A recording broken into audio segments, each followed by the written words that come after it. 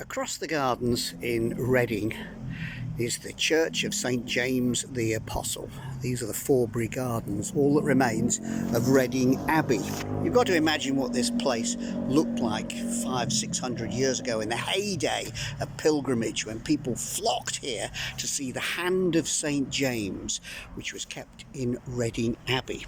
Nowadays it's in a tiny little church in Marlow, but that church behind me is now the official start of the Camino Inglesi, leading from England all the way to Santiago de Compostela in northwest Spain.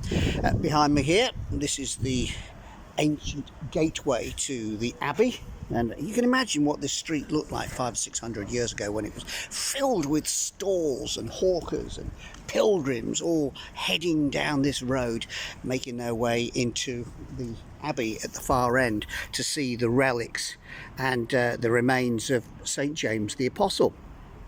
Well, it was on this spot in November 1539 that the executives came from King Henry VIII to close all the monasteries in England, and the abbot, Hugh of Farringdon, opposed them, and he said, "Look, I'm a personal friend of Henry VIII." And they said, "Don't care." And they dragged him out of this gateway here, erected a scaffold and hung him. He was 80 years old. A terrifying, awful way for one of the great abbeys of England to end.